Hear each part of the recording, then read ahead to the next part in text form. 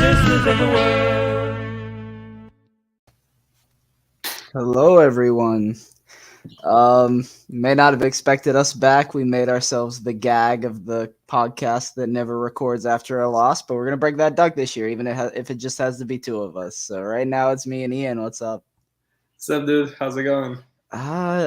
Pretty good. I haven't watched any football this weekend. I've been avoiding it after Friday, kind of ruined my appetite for it. But I've got Empoli and Lecce on over here to my right. So it's Umtiti's debut at Lecce and then Satriano's first start at Empoli. So maybe that'll reignite some interest in football for me before Tuesday when we play Cremonese. I mean, how are you, though?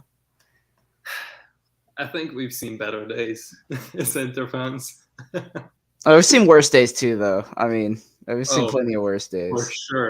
For sure. But we've seen better days, especially in the recent years.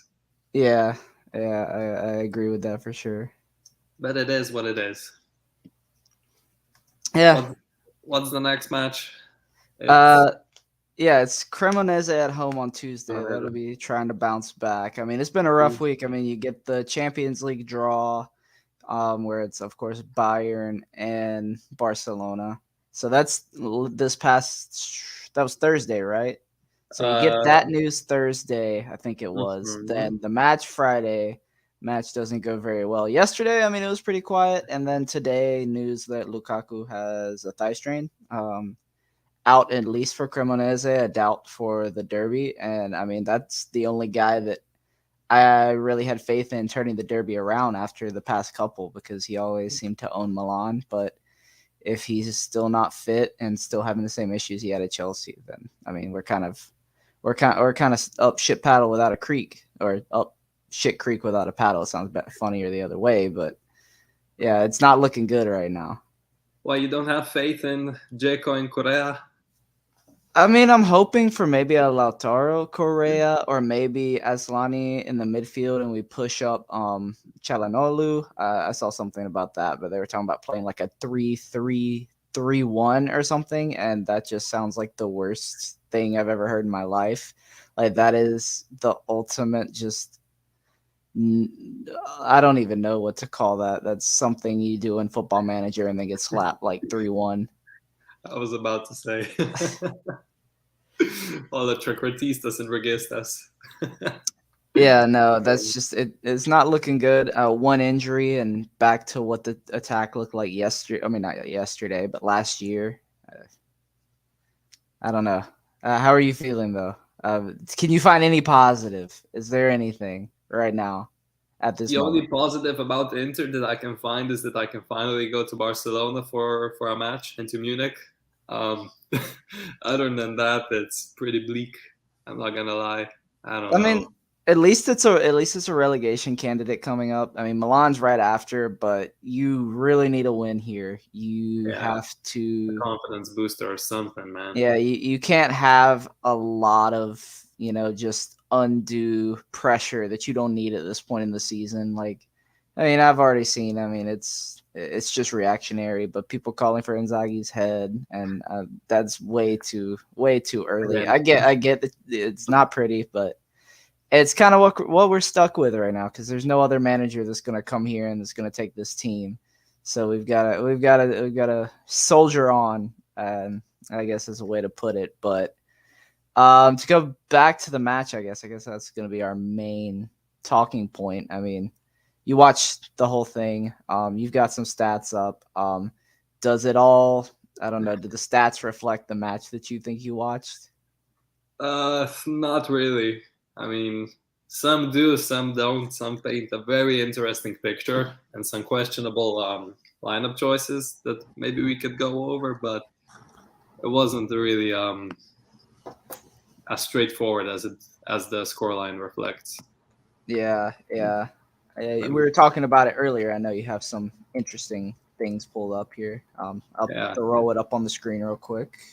There we go. Okay. So we all know how we played. Roberto Gagliardini instead of Çalhanoğlu.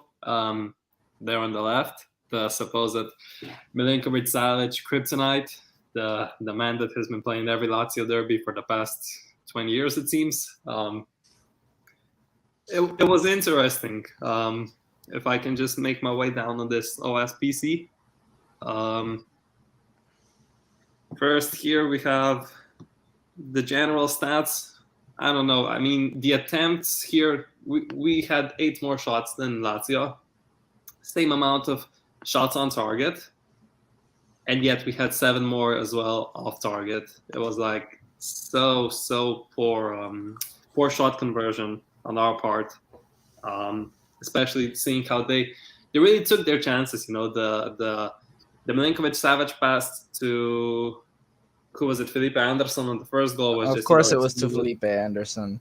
Of course, the most washed up man on Lazio scores against us yet again. No, but it was interesting, you know, and seeing how we had most of the possession, and yet we also committed more fouls by 7 as well. It's just, I don't know, we really stopped the play there. Balls forward as well, we had way more balls played forward. Here you can see 188 towards 204 of ours. I don't know. I felt like balls were being played forward, but they were to no one in a way. Exactly.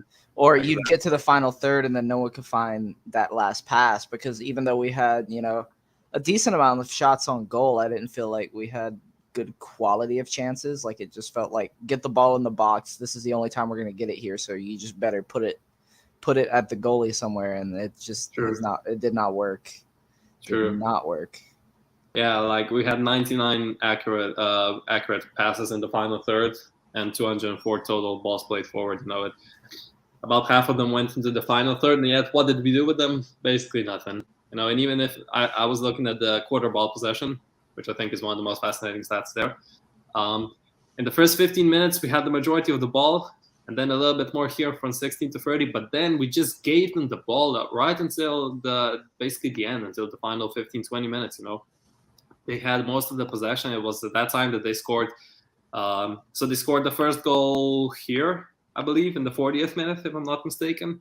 Then we scored somewhere around there in the start of the second half, and then they just 2 quick fire goals somewhere around there in the middle. You know, we just lost all momentum that we built like in the first half an hour. You know, it was a really poor display on that part. And even if we go down here below, I just want to point this out. So the statistic I want to look at, let me know if you can see it well. Looks like a baseball box score. I've never seen anything like that. Serie A stats are one of the most interesting stats there are. I don't know, just the layout is very, very very interesting. But here we have the attempts bar. As you can see, Skriniar, De Vrij had 1, Dumfries had 2, Brozovic had 1. The most attempts were by Lautaro Martinez. And then if you look at second most, it was fucking Lukaku and Gagliardini tied. The man that was supposed to man mark Milinkovic-Savic, and that was his only fucking job, had 3 shots on, towards goal. I find that amazing, you know, that he had the same as Lukaku. And more than our 2 midfielders combined. You know, Burrell didn't have even a single shot. But oh well, you can't win them all. You can't win them all. But still, you know, having even if we look at this, the attempts, you know, Ciro Immobile for Lazio had 4 of them, and then it's basically us. You know, 5, 3, 3, and 2 from Calhanoglu, and Calhanoglu only played 30 minutes and had 2 shots towards goal, which was more than basically everyone else on our team and everyone else on Lazio's team. Yeah, I mean, I think Inzaghi really overthinks when he plays against Lazio, especially in Rome. I thought he had the same problem last season. Obviously, it was the same result, and I mean, they were very similar matches.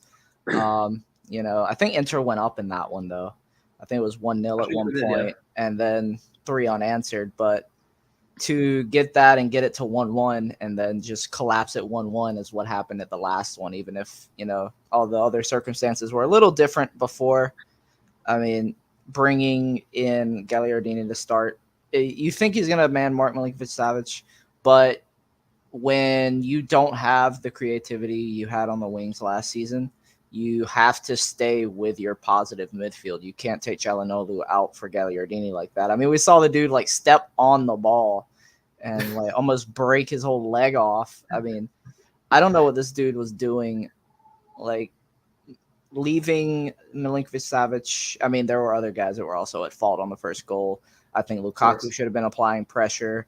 Bastoni and DeMarco both needed to know where Felipe Anderson was. And in that move, I'm sitting there and I'm looking at Felipe Anderson and just so much space. And I'm like, there's no one picking that guy up. He's going to he's going to crash the box. We're going to see something happen.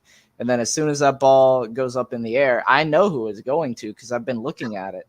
Like, I've been watching this develop for a solid minute, and he just finishes it off. I mean, defensive just missteps everywhere, I felt, at least on the first goal, and heads dropped going into the half. Second half, you get the goal. You build some momentum off of that goal, and then you can't break through, and then Inzaghi gets completely outclassed by Sarri with substitutions, because it was his 2 substitutions that scored the two final goals. So just completely outclassed managerially. It doesn't mean that I don't think Inzaghi is the right guy for this team or anything like that, at least at this moment.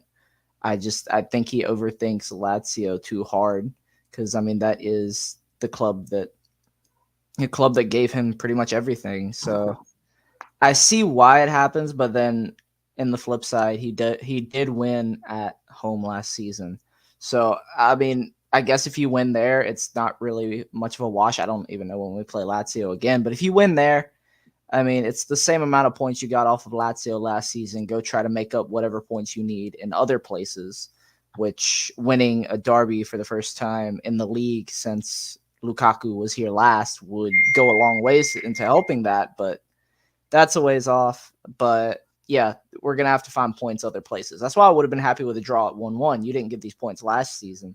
So a draw would have shown slight improvement. So that was something that I found really disappointing, that we couldn't improve on this result after having a whole year to learn from it, because Lazio didn't change much as a team. Inter didn't change much as a team. The manager stayed the same. That's poor management to me. True, yeah. I mean, also, yeah, just the fact that I really don't know why Calhanoglu didn't play. On paper, I really want to go out on a limb and say that we can go at least toe-to-toe with every team in the league, if not like that we're better than, like, let's say the top 2 or 3. We even showed last season in Europe that we can play against those bigger teams. We outplayed Madrid twice and got burned twice. We outplayed Liverpool basically in their at Anfield, So I really don't know why Inzaghi thought it was the correct decision to remove some part of the creativity and the attacking threat by taking out Calhanoglu, bringing in a statue basically of Gagliardini. I get that he kind of in theory could work, but we've seen it numerous times that it doesn't really work, does it now? I mean, to just slap him on the pitch and put him up against like this all creative guy that the opposition team has, it just doesn't work. We've seen it against Lazio like 3 times now. Yeah, I mean, if you're doing it against one of the smaller teams, one of the few small teams that tries to play progressively, yeah, it'll work. But that's because he's playing against some dude that was in City of Chi like 2 seasons ago. But I mean, to try to do it against one of the top teams, try to do it against arguably the best midfielder in the league, you don't want to do that. I don't know what he saw. I don't know how much faith. I don't really know why he has that much faith in it in Gagliardini, honestly. We saw that he wanted Gagliardini at Lazio while he was still at Lazio. That was one of the only suitors that guy could ever get. And I guess that helps his job security now, but I really don't understand it. I know what he's supposed to be. He's supposed to be the guy that breaks up play. He's supposed to, be a safe bet on the ball. He's not going to split the lines like he did last match. With the final goal, I think it was for Correa, but you don't expect that from him. I don't know what you even really expect much of anything. I know what the stereotype is, but he does not play it. He's not that guy. He just isn't. He doesn't have the facilities for anything. And this is stuff that Inter fans have said for, years. I don't think it's a very controversial take. So I don't know what to say. We could stomp that guy into the ground, and he's still gonna be right back out there next week. So I mean, kudos to him. I guess it takes some kind of guts to keep going out there when or supposedly probably kind of know that at least you're not favored by the fans that are coming out there. But he's always out there. What a trooper! I'll give him that. Yeah. No, the thing that pops into my mind is, I think Inzaghi tried to do with Gagliardini here that what Pioli tried to do with Kessie towards Brozovic, when you just have him mark the shit out of him the whole game, I can't remember which derby it was and what the score was, but I just remember Brozovic was having such a bad game, such a hard time doing anything just because he had Kessie always around him. But, when you compare the caliber of players of Gagliardini and Kessie, Yeah. it's I can see in theory what he was trying to do, but we don't have the facilities for that, Not at all. Not at all. I don't know what it's going to take to get that guy out of the team. I mean, I guess it would take more midfield depth, but the midfield's solid for this season. This is what we're going with, and the defender is most likely going to be a Cherby as a Ranocchia replacement, which I don't mind. I think I said that last episode. I know a lot of other people have their own reservations about it, but I mean, as a Ranocchia replacement, that's fine with me. I mean, the argument I could really make is that you still need another center back, maybe. When you play with three at the back and you play a high line and you want your center backs to be playing, with a little bit of speed. I mean, they don't really have much, but these guys are supposed to be tracking back and whatnot. So that you could run into an injury there, just fitness. So I would argue you could even need another defender, but that's going to be the last thing Inter do, because we see that management has their hands tied. We're back into the break even to, buy to sell. It's 2018 again, guys. 2017 again, guys. Get used to it, I guess. Throw it back. That's the Fido playing in the background somewhere. Oh man, it's going to be an interesting season. I don't think that Lazio has to be the defining match of the season going forward. I think the team's better than what they showed there, but I don't know. You're starting to limit yourself. I don't.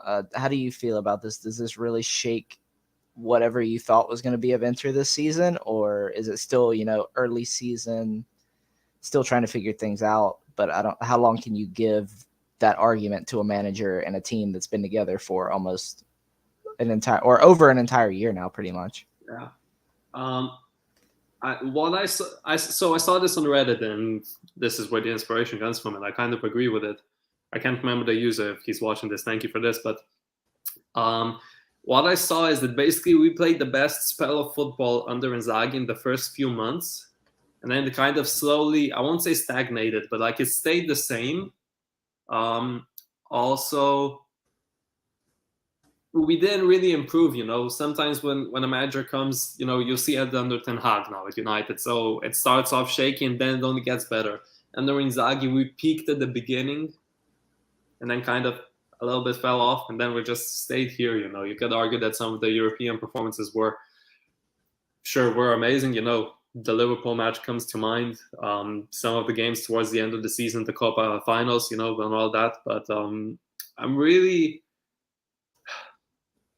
I don't find myself being impressed by the matches anymore. I think under Conte we played much better football. Under Inzaghi it seems a bit more free flowing. But to be honest, something needs to change. Either it's the signings that he's getting, which is tied to the financial situation, or it's just Inzaghi getting into his own head with, as we can see, the Lazio match with starting Gagliardini and things like that. Maybe not wanting to shake things up, I think that's my take on it. Basically, something needs to change. Now, know what, especially. Yeah, so we are on. So this is after the final matches today, which are still going. This will be the end of the third match week. So I'm not sure if anyone. I don't think I'm looking at the table right now. No one has started perfect through 3 matches. No.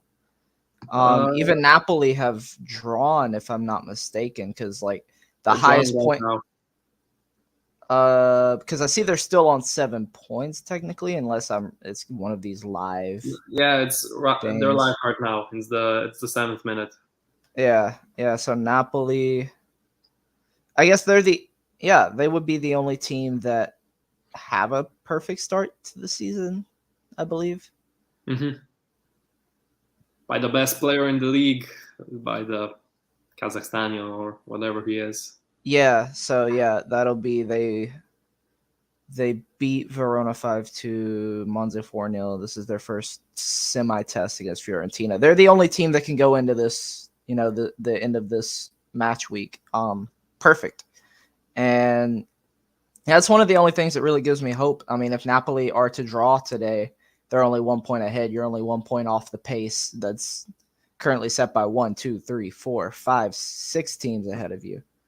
All on 7 points. That's Napoli, Milan, Lazio, Atalanta, Torino, and Roma. There are a team or two in that are going to let off the gas. Juventus are on 5 points. They've got their own dumpster fire happening right now.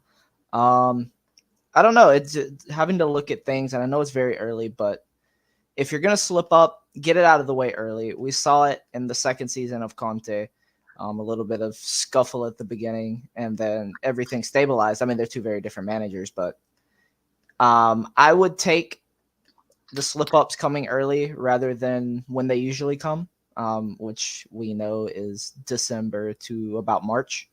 So if this is just going to be that, I'm fine with it. If they need to work out some kinks, just get them worked out, fucking figure it out, and we'll go on from here. But I think it's going to be a very interesting Serie A season. Not to say interesting as in I'm going to enjoy every moment of it.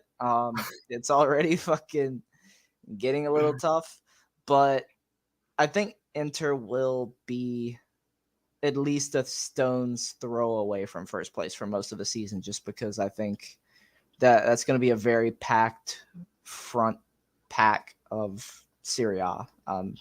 I don't know if you agree or what you think of everyone else so far. For the time being, I can't see us winning against any top teams. I can't see us winning against Milan twice, or even once for that matter. I can't see us winning against Juventus in the current state that both teams are basically. Oh, I'd give us Juve. I think we could beat Juve. That's the only team that creates more boring football than us in the final third, because they don't even get to the final third. Yeah, but what's our track record against managers that play terrorist ball? That is, I guess that's also true. I mean, I don't know. It's tough to say after only 3 match weeks, and with no European football played as well. I think Inzaghi plays his best football abroad, not in the league, just because other managers don't really know what to expect. Because here we all know what you have to do against Inter. You cut Brozovic out. You play the behind the balls through the defense, I think, because none of the defense is fast this year. Skriniar is still recovering from the knee injury. De Vrij has been falling off, and Bastoni, while he is an amazing defender, I just don't think he's that quick. He catches on the counter attack, and that's it. It's much more predictable in the league than it is in Europe. You can't really expect anything much in Europe, especially when we have Bayern, Barcelona, and Victoria Pilsen to play. There's our segue. I was looking for that. Did you watch the draw, or did you just wait for the results? We were playing football with some of the mates, and one guy was on the bench. He was basically calling it out, and I just remember first Bayern. I was like, okay, interesting. And then you see Barcelona, and I was like, okay, so last year Barcelona and Bayern were together, and then it was Benfica. So I was like, if it's not Benfica, it's definitely us, because who doesn't love a group of death, So obviously it was us. And I think statistically the most group of death group that it could be is Bayern, Barcelona, us, and Marseille. And yet we got Victoria Pilsen, but we got burned against Slavia Praha 2 or 3 years ago, so you can't really count them out. Yeah, you can't underestimate that fourth team. I mean, even Sheriff beat Real Madrid away last season. I mean, it didn't matter in the end, but you can't take those matches lightly. And it's the toughest group you could have gotten. Even if Marseille were there, I mean, it's still going to be hard. Even though we didn't. I don't know. Just watching it, and every season we are the last team to be pulled from whichever pot we're in. So it's just you watch all the favorable groups go away, but you're also watching some of the tougher groups. So you're like, all right, we're doing okay. And then, the last couple of groups that are a little more favorable go. And then, I mean, it's staring you in the face, but they still have to pull the balls and do the little process. And I'm just like, fuck you, man. We get Real Madrid and we get Barcelona every single year. It's been 5 years. It's been 3 now of Barca and 2 of Real. I am sick and tired of this bullshit. Even though we were first pot, we got that. So you can't even make the pot argument. Yeah, third pot, not great. But when you were in first pot, you got the same shit. That's all I got. There's some curse there. 2010, I don't know who sacrificed what to who, but it worked and it's still working. And make it stop, please. There's some voodoo magic or something there. But yeah, we got the dates. We got the match schedule. So first it's Bayern at home on the 7th, and then it's Victoria Pilsen on the 13th away. Round 3 is on the 4th of October, home against Barcelona. Round 4 is away at Barcelona on the 12th. The 26th is home against Victoria Pilsen, and then the 1st of November is away at Bayern Munich. And we always seem to end away to the toughest opponent. I remember Barca away on the last match day. No, there was one year I think we had Slavia Prague on the last match day. So that might be shuffled a little bit, but I don't know. I do like that it's Bayern at home first, correct? Correct, yeah. I'll take that. Honestly, you know what? Go ahead and set the tone. If you're gonna lose, whatever. But if you win that, you set yourself up, or even get a draw, you set yourself up really well for the rest of that campaign. And if Inter are as strapped for cash as we're led to believe, then you need that money. I think we've discussed that before. You need to get out of the group. You need to be in those knockout rounds, getting that extra gate money, that extra TV share. So you're gonna know really quick whether or not Inter are gonna be prioritizing this competition, which I mean, I guess is a good thing. Because if you get knocked out, you go ahead and you start playing the kids, whatever. Yeah. What do you think? Would you have rather had a different order or had anybody else? I don't think the order matters that much. In the end, you have to play them all before the World Cup. I think this season is going to be brutal as is. It's just the tempo of the matches. I don't think it's going to matter that much. What I do wonder is what do you think of the matches? So obviously Victoria Pilsen, all due respect to them, we should win. That's the one that I look at, and yeah, you should win. But I mean, should and close and all those words, they don't really count. So I mean, what counts is the points you put up on the board, and I think you have to put up double-digit points to safely get out of your group. And so it's more about doing the math to see where you get those. If you do beat Victoria Pilsen, I mean, you're putting 6 up on the board. That still means you have to get 4 from your 4 matches against the 2 big teams, Barca and Bayern. So we're talking you need at least a draw against one of them and a win against one of them. So, I mean, it's just wherever you can find that. I think Bayern at home is a good chance for Inter. We saw how jacked up the team was on match day 1 for Real Madrid last year. So something like that, if you can get your goal there. I mean, it also depends if Lukaku can come back and be healthy by then, because it's right after the derby, which, I mean, adds another complicated twist to this. Yeah, you got to find your points. Maybe you get that draw there. you lose away to Bayern. I don't think anybody's going to be mad if you do that, as long as it's not like 7-1 or 8-0 or 9-0 like we've been seeing like happening in leagues so far this season.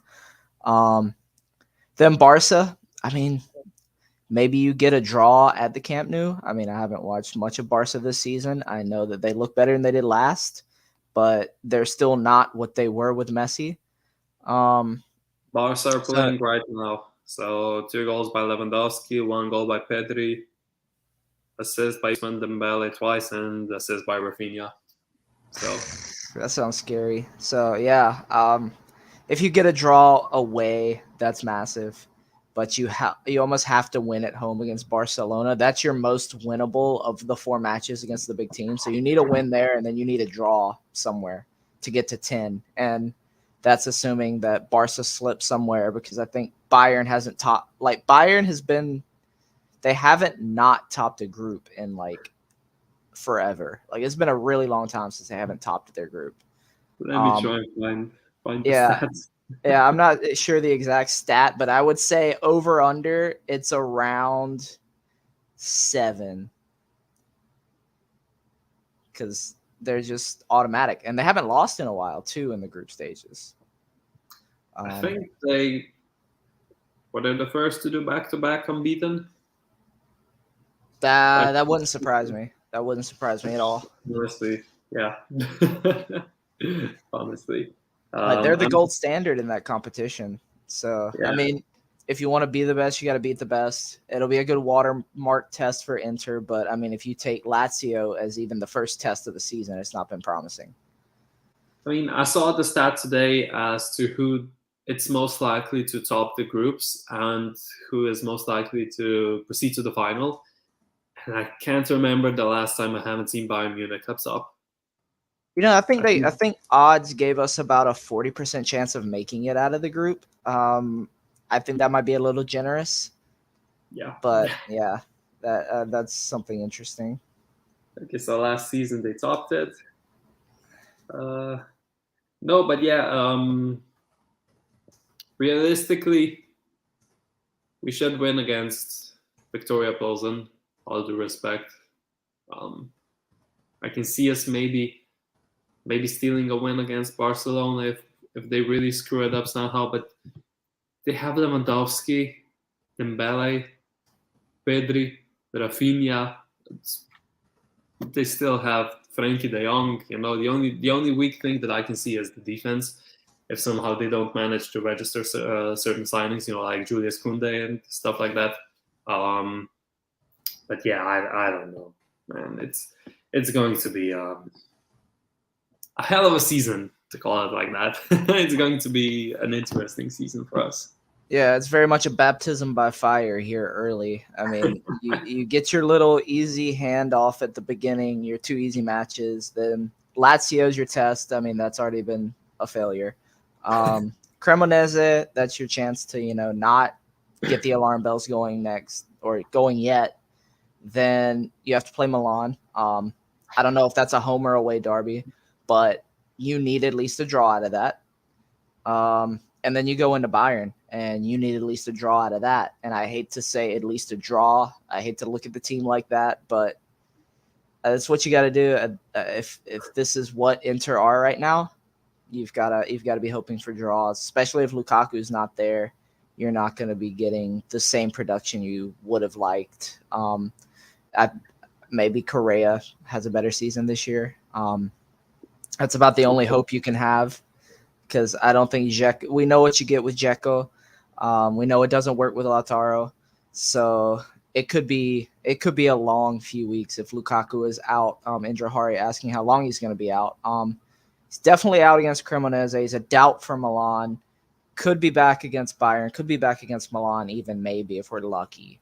But as long as he's out, my expectation of this team drops at least like a couple of levels. True. Ooh, big question for you though. Indra Hari just reminded me of it here, talking about Onana maybe getting a start. Would you do that now? I just saw that. Would you do that? The tough questions here. If he knows Italian by now, sure. Because the thing with goalkeepers that most people don't know is that you really have to communicate with your team. And seeing how you have an Italian, a Dutch, and a Slovakian there, all that have been living in Italy since God knows when, at least, Yeah. you really have to learn Italian. Then you have the two fullbacks as well. You have Dumfries who knows Dutch. Well, De Vrij as well. So he has two Dutchmen that he can work with, but you can't use De Vrij as your translator for an entire No. match. I do get what you're saying there, and that may be something that I don't think we've taken into account. So that's an interesting take. Yeah, it's a thing that most people don't see with goalkeepers. You really have to communicate with your backline, to set them up properly. Even with corners, you really have to communicate, who to mark, who to go where, and just seeing Onana now, I don't think he still learned Italian, even though it's been confirmed and rumored that he's been on our way to Inter for the better part of a year. It seems, he could have at least taken some Duolingo Italian. I hope Yeah, he just did. had it on his phone while he was on the bench at Ajax. Yeah. So I don't know. Look, if he learned Italian, sure, give him a go. If he hasn't, I don't think now is the time to experiment. I really don't think. We are 2-1, but we have to set the pace up for the rest of the season. Until November, we have to play 6 UCL games and almost have the season. In the Italian league, I don't think now is the time to slip up. Maybe against the weaker teams that Cremonese is, but I just don't think this early in the season with the way it's been going, we do it now. Well, I mean, we know how Italian coaches are. They take the safe option. So, I mean, I think your take is probably more close to the status quo than a lot of Inter fans would like. I'd like to see Onana, honestly, but I do see where the limitations are that you're speaking on, and I don't think we can afford to add any more complication to anything right now. I think the safe pair of hands is kind of, I mean, safe quotation marks depending on who you ask, but more I guess regular hands is the way that Inzaghi is going to go with this. And he's not even talking to the media ahead of Cremonese. He said he's not going to say anything, which I think is a smart move because the media would just, absolutely jump on him and everything would be a story. Crisis Inter, I'm surprised we haven't seen that yet. Yeah, but you're one match away from definitely seeing that on the front of like Gazzetta dello Sport or whatever your paper of choice is. I mean, speaking of Gazzetta, we've seen today or the past days that Lukaku is out for the derby as well. It's just stirring the pot at this point. Asllani being the only, Asllani being basically downgraded to a Brozovic replacement, and we know that Brozovic never misses a match, so it's basically Asllani is frozen out and things like that. So it's a fun time to to be an Inter fan in the media, Yeah, you never know what's real and what's not unless it comes from the manager's mouth or from Marotta's mouth or anyone like that. So. And even that, it's more or less just like, the political answers. Yeah. So just, you got to take it with a grain of salt. Anyone else who, just kind of as an aside, anyone else who's like me and feels like the football can get you a little down sometimes can really be something that's very emotionally trying. Like, it's fine to take a break. It's fine to not watch a match. It's fine to take a break from football for a bit. I'm not saying that's what I'm going to do. I'm still going to be here suffering most likely. But just for anyone else, it's a reminder, like, you can do better things with your weekends, and sometimes you should. So, just keep that in your back pocket for this season if things keep going south. Balkan Warrior asking if Cherby is official yet. Not yet. I know Inzaghi reports, if they're to be believed, are that Inzaghi has explicitly asked for a Cherby. So that might speed things up. I think Chelsea said no to that, so that's not an option. Akanji, Inter's not going to spend 10 million, and you're not going to get him on loan. So that'll be next season on a free. That seems like a very Beppe Marotta move. So yeah, a Cherby on loan for a season, maybe maybe you actually sign him and you give him a 1-year contract with an option or a 2-year contract with an option. That's fine. Just don't lock him down long term, and I think it'll be fine. True. I mean, at this point, we have to keep looking towards the future. You know, the core of the team is still young, but all the bench options are either old, washed, or a we're mix, never good to begin with. or a mix of these three. You know, so at a certain point, I really want to see this Italian stigma go away of, you know, trusting the older guys and getting someone younger, because, you know, we saw how it was with Milan when they picked up Tonali when we were deciding between Vidal and Tonali. Sure, Vidal played a big part. I think most of the fans don't give him the credit he deserves. Sounding like Charmer here. No, but like, you know, sometimes I just want to see us try with the younger players. You know, Belanova still hasn't played, you know, or he was just subbed on for a couple of minutes. I can't even remember at this point. Aslani, I don't think he played 10 minutes this season so far. Yeah, if that. Yeah, it's just the stigma, you know, and we keep going for the older guys. We kept Dzeko, and then we loaned out Cetriano and other players, you know. So we keep going for the older defenders as well, you know. Sia Jerby, Nokia, you know, just bring a younger guy in, try and mold him in training with 3 really world-class defenders. You know, he can learn a lot from either of the starting 3, and yet we decide to spend it on guys that are close to retirement. You know. Yeah. I'm gonna have to remember to have everything on me for Tuesday because I'll be at work, but I still plan on watching this match. You know, depending or not depending on who starts or anything like that. What time is the match? I believe it is 2:45 Eastern, so, you know, standard evening. Yeah, 8:45 in Europe. Yeah. Italy, Europe. Yeah, pretty standard. It's not the early match. I do agree with you though that I do need to freshen up some of the more fringe parts of the squad. I mean, Acerbi is good for a season, but you can't do this long term. You can't, and you also just can't keep putting band-aid solutions every season. But your only option is band-aid solutions if you're not getting the funding to have direction. And I mean, hopefully that funding comes back. I don't know if we can, you know, hope on that. Yeah, don't hold your breath. But you either have to wait for funding to come back or a new owner to come in, or you're just not. We're SOL. And you're going to keep seeing these older guys come in, and you're going to see the Gagliardinis stay, even though I don't think his contract will get renewed. I mean, I hope it doesn't, but. When is this contract up? 2 years, maybe. 2 more years of Gagliardini ball. Let's go. I'm sure there are some weird perverts out there who enjoy Gagliardini ball. Well, I think some people try to, you know, stay on the argument that he's a backup. And I'm like, well, backup or not, like, I don't want to be annoyed every time I see him on the pitch. Yep. I'm just trying to look up on Transfer Market when his contract is actually up. Yeah. I think it's in a year or two, because I know Vecino was first up, and then I thought Gagliardini was next. I mean, hopefully he's next. I know Dalbert will be another name off the books. Maybe there's some money there where you can get something. I don't know. 2023, next year. Okay. Yeah. So he's almost up. Yeah, we're on the countdown. Less than 12 months. Yeah. Speaking of Vecino, the former Inter El Mate legend,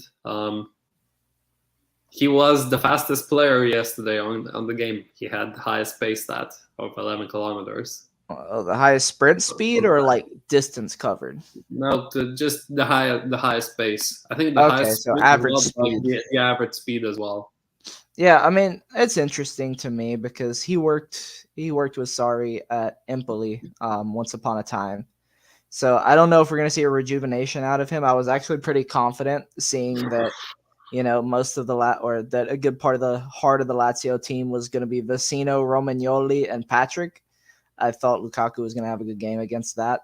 but maybe whatever this thigh strain was already an issue, and that's why we didn't see him play very well and was subbed off in the second half. Because that performance for me was not up to my expectations for Romelu Lukaku.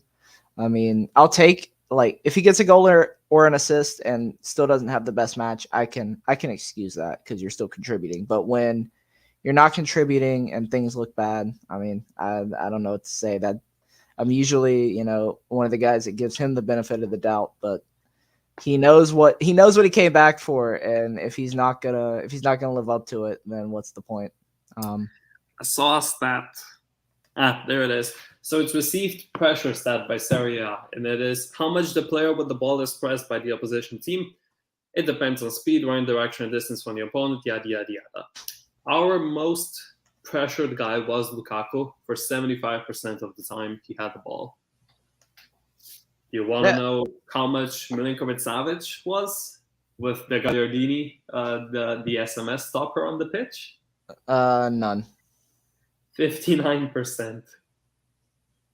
59%. Gagliardini himself was under pressure for 54%. So Gagliardini was almost as pressed as much as we pressed Milinkovic-Savic.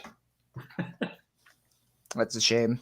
Those are big shortfalls. I think those are very exemplary stats of everything that went wrong, which, I mean, I don't think is it's not a full example of who Inzaghi is. It's a full picture, but like when you look at several of these stats, even pass risk, our most dangerous player was Federico Di Marco, with 43% of his passes being risky. And then, yeah, and I mean, he can be as good as you want in attack, but if he's going to be losing guys the way that we saw with the Felipe Anderson goal, you can't have that. Like, Golson's, I think this team still needs him. I understand what you want there with DeMarco, but it's not going to work. It'll work in spurts, but that can't be your starter. That's not a guy you go into every match with because you are going to get burnt. And shouldn't be the main creative outlet. Just seeing at the stats, we really focus the play on the left side. And if pass risk stat by Serie A is accurate, Brozovic, Calhanoglu, and Barella had pass percentage risk of less than 14%, meaning they were very safe passes, no progressive passes from those three at all. Fucking Handanovic had more risky passes than these three, So. Yeah, but risky passes, does that take into account taking like set pieces? Because DeMarco is our main set piece guy, so that would inflate his stat if that's part of it. I mean, I don't know. I'm not a statistician or anything, but no, I don't think it is counted here. Okay, so it is from open play because I mean he does, and not the goal didn't even come from open play. The one enter goal, I mean, that was a corner and then it bounces around and you just happen to get, Lautaro there ready to poach. I mean, nothing was really created from open play. Like, it was just hope that you have enough from open play to get a corner, and then from that corner maybe you score. I thought that there were some good open field chances after the first goal, but Inter needed that second goal to come like right then.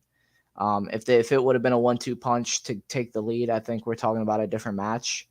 But still not creating enough. It feels the opposite of last season where it just wasn't clinical enough. Hopefully both of those still click into place. I mean, there's still plenty of time for it to happen, but it has not happened yet. True. I think this comment by Ender Hari is very interesting. Is it weird that Limone didn't do a press conference before the Cremonese game, and that he rarely uses press conferences to his advantage like Mourinho does? Yeah, I mean, he's not. We know he's the more guy that plays the politics. He's the company man. He's the one that's gonna say what is going to keep the pressure off of his team and off of his management, except for when management is still taking offers for players that he needs, which was that's been his best move in the press, but that was once, and that was like 2 weeks ago. So yeah, there's a lot to be. I guess there's not much missing then, because Inzaghi would just give the same four answers, which I'm fine with. guys like Mourinho have a special talent for being able to use that. And if you don't have it, just don't try it. And so I'm not mad about that. It really has to be a perfect storm of conditions. Even the team that Mourinho is at now, it's like the underdog. Mourinho himself is like on a redemption arc, you could say. I think it really has to be like a perfect storm of conditions for it to be expected to do what he does in the media, because we've seen him defend his younger players in the media that have been getting some backlash, and just the typical Mourinho quotes and everything, you won't get that from other managers. I think there's not enough charisma in the game today. Yeah. I mean, as any professional sport has moved, management and manager have moved closer in being, in harmony with each other. You get managers who are going to be the mouthpiece of management, and management puts together a lot of teams these days in any sport. I mean, at least, through the major sports. So Inzaghi is very much that new era of, I'm not really going to go against my management. I mean, you still get guys like Ivan Juric, who, I mean, he will go at anybody, but I think that kind of leaves his ceiling around the Torino level job that he has right now. It's very hard to get a new manager that can go with the press like that, or even wants to. I think you're right about that. So I guess not doing a press conference doesn't mean as much as not doing a press conference in the past, but still, I do like that he's not giving anyone the chance to back him into a corner, because that would only make things worse right now. You want to get to some comments, or no, wait, before we do that, just like a short spot on Cremonese. It's a team that Inter haven't played in competitive football since 1995-96. Inter won both of those matches that season. 2-0 at home in December of 95, and then I think it was like 4-2 in 96, sometime towards the end of that season. But yeah, this is a match Inter should be winning. I'll throw out a prediction of like 2-1. I don't think it's going to be beautiful, but it'll be a win, and hopefully it helps going into Milan as much as it can. Famous last words, eh? 2-1 win. Famous last words. Well, 2-1 is the indicator. If you hear me say 2-1, that means I don't have too much faith in the team right now. So that's where I'm at right now. I'd have to agree. Even with the attacking situation, Brozovic, I'm not really convinced by him this season. He's doing what he's doing, but it's not anything exceptional. Defense is. I would take a messy 2-1 win. Yeah, you just need the points right now. Still early, just need points. Don't get anybody else injured, I guess, in the next week, because you got to face Bayern. Yeah, pretty tough. But comments, we have Mattia. What's up? We got David, or Dave. Jesus, he comes up as David, his whole government name. But Dave, he said, "What's up, fellas?" He's doing a Hristo today. Yeah, he was supposed to be on. Life happens. Life gets in the way. So hope you're listening back. What's up? Hope to see you on the next one. Listen, I'm not taking any prisoners. I'm just gonna put this out here. Oh, it's reversed. It says Dave and Ian fucking up again, and I never fuck up, so it's just Dave fucking up again. So well, it's also Hristo, yeah. Hristo being Hristo. So when was the last time Hristo came on after a loss? I might have to look into that. Sometime last season, maybe. But maybe. I mean, it's a fun little gag. We'll get him on when we get him on. Noor says that Lazio game plus Acerbi plus Lukaku injury ruining his life. Yeah, it's tough, but I mean, Acerbi, you can find something. Lukaku was the one that I was like, damn, this is gonna be a long week coming up. Hopefully Dzeko doesn't get the start, but I think he will. And if he gets a start, I want to see Dzeko Correa. Dzeko Lautaro doesn't work. So if we see Dzeko Lautaro, I'm really not going to be too happy. But that's, delaying the inevitable. Do you know Um, who would be an amazing striker right now to play up top? Alexis Sanchez, who scored 2 goals for Marseille this weekend. I'm not gonna lean into that one. I still think Alexis Sanchez is done. He wouldn't have done anything here this season for me. You think so? No, yeah, I just towards the end of last season, even he was spinning his wheels a bit when he'd get in. The red card against Liverpool, also, I can't forgive him for that. But Mattia saying we're gonna play against Milan and Bayern with Dzeko and Lautaro, and that, yeah, the LOL is the best expression of that pain. I don't know. Maybe he'll be back for Bayern. Maybe Lukaku will be back for Bayern. We really need him back in that though. I think Mattia and I will be okay, and Christo as well. Well, Balkan. We are all Balkan. We are used to the pain and the suffering. That's our average mood, you know. Pain, suffering, depression, and then somewhere we're into wind. You know, Somewhere. it's in the middle, you know. Yeah. It evens out. Noor also saying that our left flank is a problem. DeMarco is only good against mid-tier teams. I tend to agree with this. I don't think DeMarco, even as a wingback, he leaves a lot to be desired defending. He needs a better awareness of what's behind him, because if a player gets in behind him, he seems to forget about it, and you can't have that. No, that's not how you win football matches. Yeah, comments pretty slack this week, but I don't blame anybody. It's been a rough week. I think we all share pretty much the same grievances right now. Also asking what's going on with Gosens, doing nothing on the pitch. He's still not fully fit, and also there's some mental thing going on and confidence wise. So yeah, it's been a tough storm for him in the past year. That's the guy that I feel like we need. I mean, not even maybe from a tactical standpoint, but just from a personnel standpoint, you need Gosens on the pitch over DeMarco. I think that he's levels above DeMarco when fit. I don't think there's really much disputing that.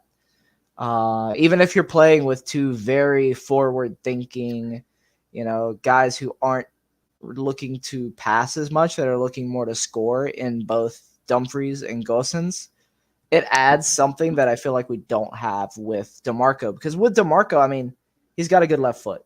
When you have Çalhanoğlu in, you have the same kind of threat, even if he's not left-footed. It's still, sweet passes, good set pieces, pretty strong shot from outside of the box. So I feel like Gosens is better in there when you take out DeMarco, because DeMarco can be replicated by Çalhanoğlu in a different part of the pitch. Maybe that is bad tactics, but that's just how I feel right now. Like I want to see the guys who are going to threaten the goal the most, and I don't think DeMarco threatens as much. And what you do get there, you lose with his defensive play. Yeah, it's plus DeMarco's quite short, so you can't. Yeah, really... I mean, I'm not one to slander a short king here, but it doesn't help. I mean, when you're playing against, the top teams really don't play with shorter players anymore. I think even Lewandowski is over 6'1", 6'2", even more. That we're going to come up against. Even at Bayern now, they have tricky, fast wingers, and I don't think DeMarco is going to keep up. He's not the athlete that we all want him to be, but like everyone says, he has a hell of a left foot. At least that's one of his good qualities. It's something, but I don't think it's enough. I don't think he's quite that quality. There are going to be times where you want him or you need him, but over a full season, that's not someone you compete for a Scudetto with if you're starting them. Off the bench, great weapon. In rotation, great guy to have against smaller teams. But against Lazio, against the Milans, the Napolis, even the Juves of the world, I don't want to see him. True. So I guess we'll have to see about that going forward. I'm still holding out hope for Gosens. I guess I will until he goes off like Cincy did. because that's what he's looking like. He's starting to look like Sensi without the good 3 weeks, which is a shame. I loved Gossen's game at Atalanta. I'm really hoping it comes back because we need it, and I just liked watching it. I enjoyed him as a player. Well, we're gonna have the chance to watch him in 2 days' time, Maybe. I think We'll it'll see. still be DeMarco. I think DeMarco still starts. We'll Even see. though I think it's a great place to get Gosens in and give him some chances against someone like Cremonese, but I would start him at this point just to give him the confidence, and then if you have to take him off at halftime, do it. But just start him. Confidence is a major part of the game, yeah, get him ready to play against Milan. He's already got a goal against Milan, so Exactly. get him in, get him ready. That would be ideal, but we don't live in an ideal world, especially if you follow Inter. So it'll be a wait and see. I know we play Tuesday. This comes out on Monday on audio, so there will only be 1 day, but it feels so far. Like that Cremonese match to me feels like it's a week away. Like it feels like a lot's gonna happen between now and then, and it's all just gonna be shit shows in Italian media. But it'll get the clicks, it'll get the controversy. So we'll have to see. Yeah, very unpredictable, at least for me, these quick turnarounds. Like I struggle to see where we're going to rotate because you got to rotate now, no? Because you have Milan and then Bayern. Like you have to rotate. Honestly, I would start Aslani. I wouldn't start Belanova yet. No, yeah. No. But I would start Aslani. I have been impressed in preseason from the little clips that I've seen. And I have from the 10 minutes that he played, 10 minutes is a very small sample, but how bad can it be against Cremonese? I think that's just where throw I'm at everything at the wall and see what sticks now, I guess. True. So yeah, I think that's about everything we've got. Pretty much it. Yeah, and I mean we're at about our usual time. Yeah, do you have any final parting words of wisdom, words of inspiration? Thank you to everyone that keeps watching. If you have Twitter at Forza Inter Haiti and at Not Cristo, bully them for not coming on more often. Bully them. No, Dave's always on. Don't put Dave in that. Not Dave, but definitely Cristo. Definitely bully Cristo just for being Cristo. If you see him on the street, just bully him. Oh my god. No. Like, share, subscribe, click the bell icon somewhere down here, I think. Yeah, wherever it is. And I guess we'll see you after Cremonese. Yeah, I guess we'll have to see when we record. It could be after Cremonese. It could be after Milan. If it's catastrophic enough, it may be after Bayern. But yeah, we'll wait and see. Be around.